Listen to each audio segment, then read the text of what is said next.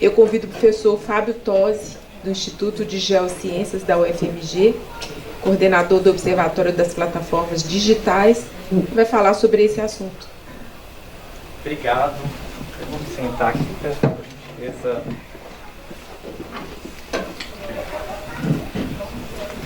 Bom dia para todo mundo. Eu também quero agradecer aqui ao Fábio, a Aretusa, a Tatiana, professor Estevam, um prazer, né, estar com vocês aqui compartilhando o que fizemos, saudar aqui meus colegas que me antecederam, Denise, Sérgio, Alan. Eu queria apresentar o que nós fizemos, né? Eu coordeno um dos grupos escolhidos, o APD, nós também usamos o nome de observatório, né? Então é bem interessante esse diálogo também. Você controla meu tempo? Minha vida com 5 minutinhos? Por favor, senão a gente fica falando demais e perde o objetivo, né, Elton?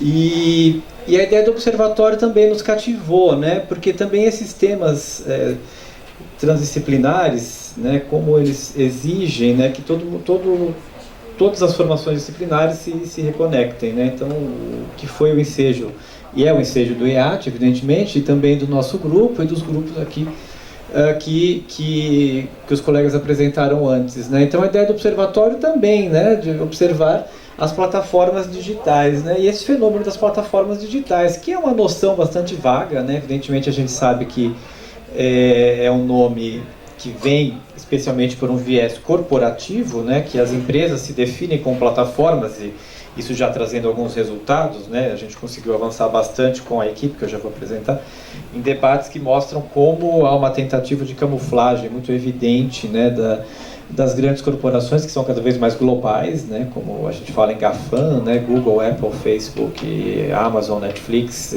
depois vem a leva das chinesas, né, também.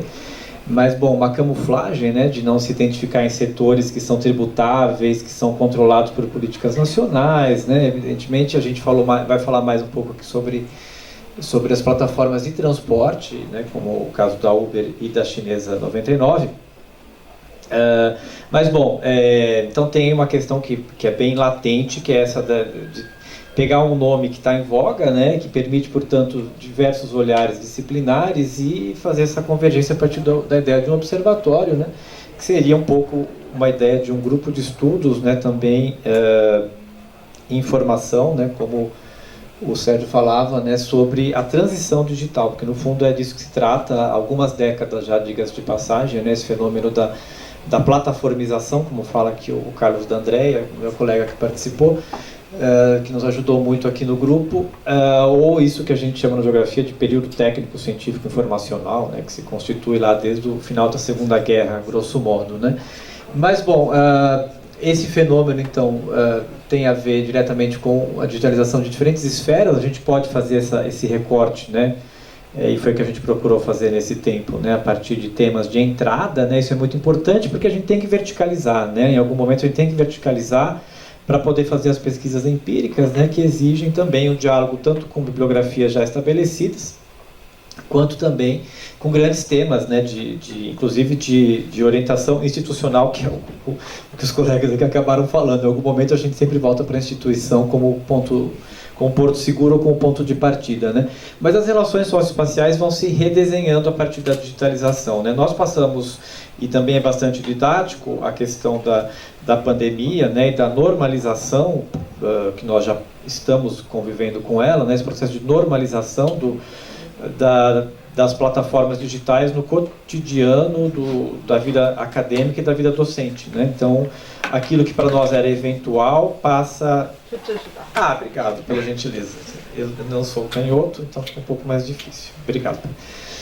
Então, o nosso caso, evidentemente, não é o que nós estudamos. Tem uma pesquisa que começou agora, um aluno que foi incorporado ao projeto, que tem estudado justamente esse processo que a gente tem chamado de uberização da atividade docente com plataformas especialmente francesas que têm chegado ao Brasil na intermediação de aulas particulares. É a uberização do professor, na verdade, ele fica disponível numa plataforma, ganha por centavos por minuto, então uma coisa assim absurda, pensando já que a carreira docente no Brasil, né, em formas gerais, e já sabemos que é bastante precária, né? Mas, bom, então essa verticalização visando sempre a convergência do debate, né? Então, claro, a gente tem um debate grande sobre consumo, a gente está sempre vinculado a uma esfera de consumo, né, que é a realização da prestação do serviço pelas empresas, numa certa dimensão, e também, claro, aquilo que nos envolve a todos como consumidores, uma sociedade de consumo, né, bastante dirigida, né, o caso da Uber também, e depois com a pandemia também, né, e a gente teve que migrar e acompanhar o movimento do mundo em direção às empresas de delivery, né, que foi o grande setor que se expandiu com um argumento, né, por um lado sanitário, né, vocês devem se lembrar que no começo da crise sanitária falava-se não peguem dinheiro, não tenha contato, né, isso pensando o que é o comércio, o que é o restaurante, o que é especialmente a economia popular das cidades. A cidade é contato, né, Denise falava sobre a cidade aqui, a cidade é troca, é contato, é circulação, né? Então tudo isso não é apenas uma questão sanitária, né, para nós é uma questão de quase um paradigma, digamos assim, das relações socioespaciais, né? Então o consumo passa por aí, não apenas o consumo pensado pelas grandes firmas capitalistas, mas esse consumo do dia a dia, ir à cantina tomar um café, por exemplo, isso que até hoje nós, na geografia, que nós não conseguimos ainda retomar, né? Porque a gente está sem cantina até hoje, então a gente ainda está bastante atomizado. Mas tem a ver, então, que se deriva numa transposição de hábitos, né? Então aí tem uma transposição importante, né, do consumo ao hábito, né? E valores, né? No fundo também esse debate muito rico com a comunicação e com a psicologia, né? Bom, mas tudo isso então tem a ver com essa convergência histórica entre informação e informática, que eu dizia que data já de algumas décadas, né? Vem pelas políticas de Estado e pelas políticas das corporações. Aquele processo que os colegas que nos ajudaram muito no debate, né, os colegas da política científica, né, de inovação, pesquisa e desenvolvimento, chamam de spin-offs, né, as derivações, né, de como as grandes inovações viram depois objetos cotidianos, né, isso aqui é tecnologia bélica, né. E também esse outro fato que nos ajudou muito a pensar essa pertinência das plataformas digitais para além das empresas. Nós não estamos no debate apenas da microeconomia para entender as empresas, né? Que é como a informação se torna um recurso e um fator produtivo, né? No fundo, tem um debate interessantíssimo com, por exemplo, para citar um dos colegas, a Deise, aqui da FACE, que com uma vertente marxista debate se o entregador, o trabalhador, ou mesmo cada um de nós, quando está nas redes sociais, né, nessas plataformas virtuais de redes sociais, nós estamos trabalhando ou não, né? Evidentemente, uma perspectiva do trabalho enquanto atividade produtiva, não, né? Mas há uma questão que é muito importante, que é um recurso que todos nós acabamos produzindo e que nos é extraído, portanto, né, cada um de nós individualmente, coletivamente, os lugares também, tem uma dimensão geográfica importante dos lugares, que é a transformação, portanto, de algo que é banal em algo que é bastante simbólico, como um recurso histórico contemporâneo, que é a própria informação como um fator produtivo, né, que diferencia tanto as empresas entre si, as pessoas entre si, acesso à informação, e os países entre si, né? O caso da produção de artigos sobre Covid é bem interessante, mas a gente poderia pensar também os países que produziram as vacinas rapidamente contra a Covid, né? Então a produção de inovação ela é uma informação, né, que depois vira patente, né, evidentemente, no mercado, que é uma informação estratégica, né? E há também um debate aí, né, para passar já adiante, muito interessante, né, que inicialmente não estava previsto, mas também o processo, né, nesses 2 anos nos levou a pensar muito sobre como a banalização também desses serviços todos, né, dessas tecnologias todas que já existiam, mas que se acelera, criou também, além das empresas globais que chegaram, e outras chegaram com mais força, o caso da Amazon, que depois se instalou aqui no centro de distribuição, aqui na região metropolitana, né? E que antes da pandemia também não tinha essa grande força no Brasil, que era algo muito mais regional ou nacional, daquelas grandes corporações como a Mercado Livre Argentina, por exemplo, e a Magalu brasileira. E outras nacionais que também dominam alguns setores, que é uma exceção brasileira muito interessante, que tem chamado muita atenção no debate, a gente tem debatido muito também no grupo, por exemplo, o caso da iFood, e da RAP, que é colombiana, num setor que globalmente é muito controlado por empresas extremamente maiores e mais hegemônicas, e no Brasil há aí alguma coisa que a gente ainda não descobriu muito bem, mas que, inclusive, a Uber saiu do delivery no Brasil, né? E uma série de empresas regionais e locais onde essas grandes não chegaram, né? Então, por exemplo, o pequeno estabelecimento de bairro que precisou migrar para um aplicativo que é feito por uma pequena empresa de TI, que desenvolve uma programação e que com isso consegue fazer entrega, ou aplicativos de passageiros, né, onde essas grandes não querem chegar, porque o território para as grandes empresas ele é um recurso, então ele não interessa, né? Se as pessoas precisam se deslocar e não tem outro meio, a empresa não faz isso uma grande preocupação, mas as pequenas empresas são muito locais, né? O caso, por exemplo, aqui de São João del Rei, né, que a gente tem debatido com a Uber, né, que é um nome interessante para pensar uma corruptela de Uber, né, mas a Uber, que é muito mais importante, acho que a colega ali conhece, do que as grandes, ou uma outra interessantíssima que é a Urbano Norte, né, que ela se instala especialmente nas cidades, ela está aqui em Betim, mas especialmente nas cidades na região norte do Brasil, onde a Uber e a 99 não querem muito atuar, a não ser nas grandes capitais, né? Mas, bom, então todos esses temas foram nos permitindo debater, né, com os colegas. Eu queria até trazer aqui o nome dos colegas, né, para mencioná-los, que tem nos ajudado a pensar, né, diferentes áreas, né, como esse processo da banalização das plataformas, que no limite acaba sendo muito amplo. A gente fez o recorte muito mais começando pela questão do transporte e do delivery, né, em seguida, mas acaba respaldando em todos os outros setores, né, porque de fato é um processo que foi se expandindo, né. O projeto se origina, aliás, a ideia desse projeto, apenas para lembrar aqui e agradecer publicamente ao Ministério Público do Trabalho, que é da terceira região, que nos concedeu um financiamento ainda vigente, nós prorrogamos, para estudar justamente as plataformas de transporte e as relações de trabalho, que acabou sendo a frente de entrada, né, porque a precarização desses trabalhadores, os motoristas, né, especialmente, foi um grande fenômeno, né, de exploração do trabalho, que permitiu que colegas de várias áreas tivessem olhado para esse fenômeno, inclusive nós também nos incluímos nisso, né, e aí esse projeto primeiro com essa equipe, depois foram se agregando outros colegas, e também 15 discentes com bolsa, graças também aqui ao Ministério Público, que também é muito importante no momento de escassez de recursos, né? Isso levou, durante a pandemia também, nós tivemos que nos adaptar a toda a ideia das reuniões presenciais e os seminários, como todo mundo, né?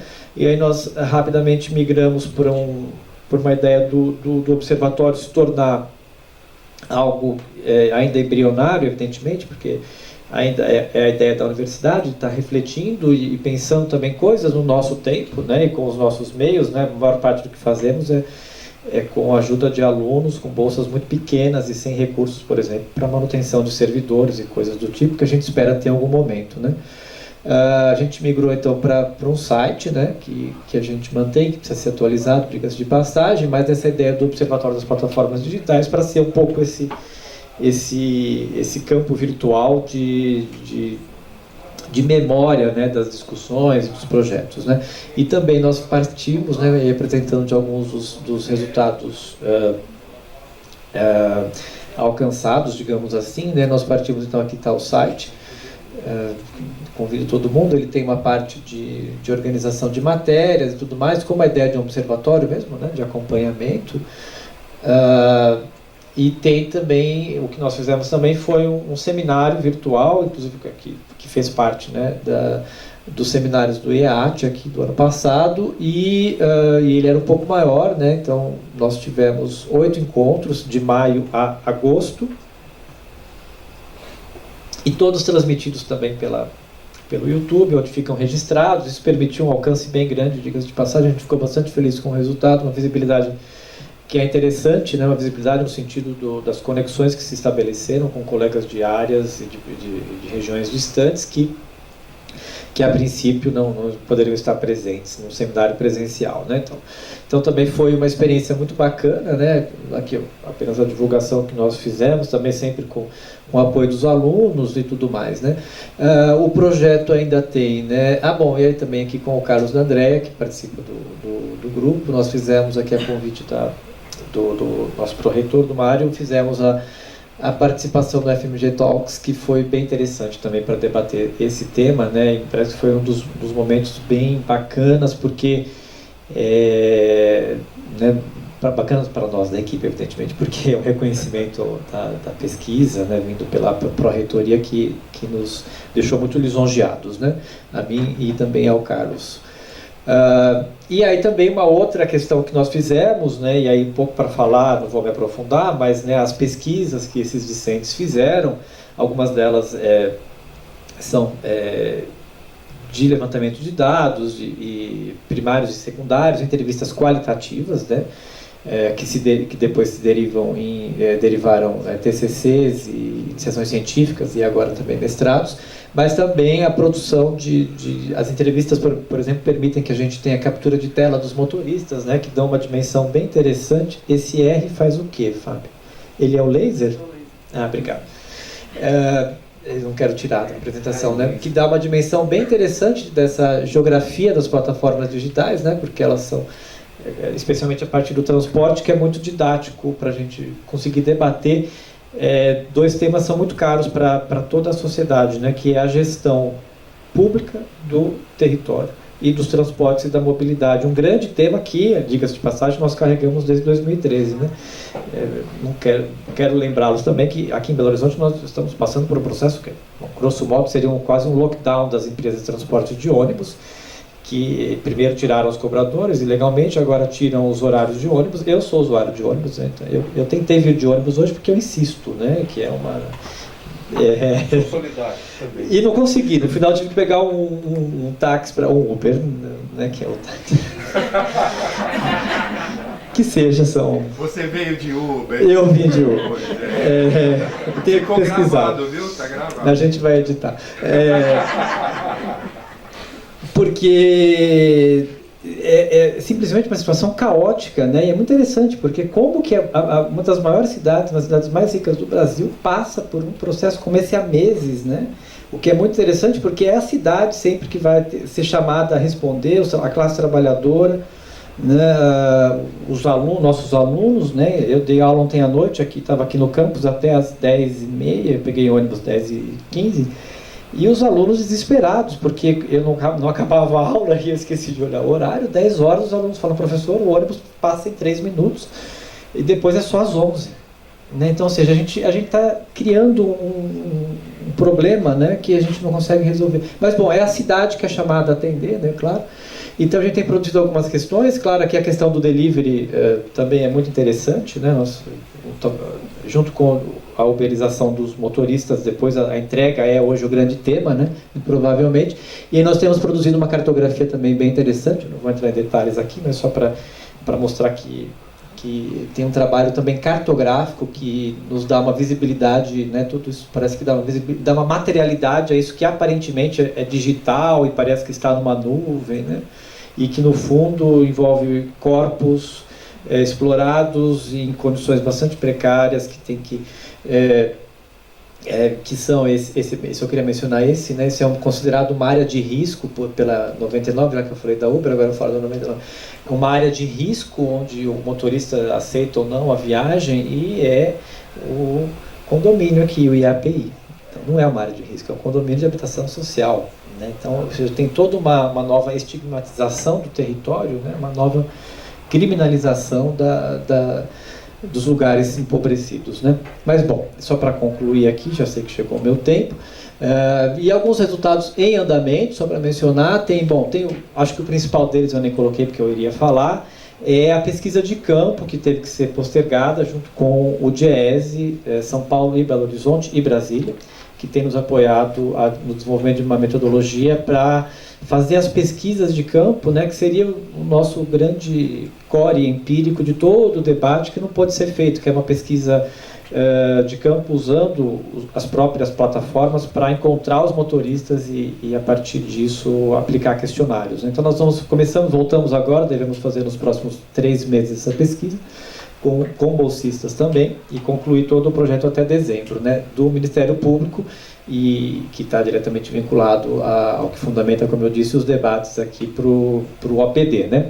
E a outra questão que está aqui em andamento é a publicação. Bom, além das publicações, orientações e tudo mais, mas nós temos esse projeto também, né, esse grupo também motivou a criação de 2 disciplinas, uma na pós-graduação e uma na graduação aqui do Departamento de Geografia, no programa de pós-graduação em Geografia, né, que são justamente voltadas a debater esse tema, claro que a partir da geografia, mas com essa perspectiva transdisciplinar do projeto, motivada pelo projeto, né. Nós estamos organizando um livro com os colegas que participaram do evento do ano passado, com mais alguns convidados. Esperamos que vá para a editora até dezembro, então lançamento em 2023.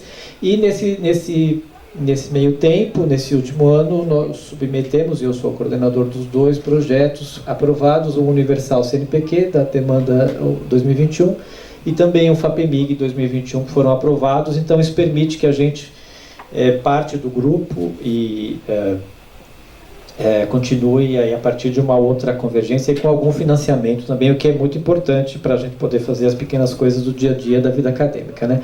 Eu vou concluir aqui apenas mostrando, então, agradecendo mais uma vez ao Ministério Público, que permitiu que tudo isso começasse, né, e que depois nós tivéssemos chegados ao EAT. E convido quem quiser depois a acessar o nosso site, né? O Continente é o grupo vinculado ao CNPq e o OPD, então, está vinculado a ele. E agradeço. Então, obrigado.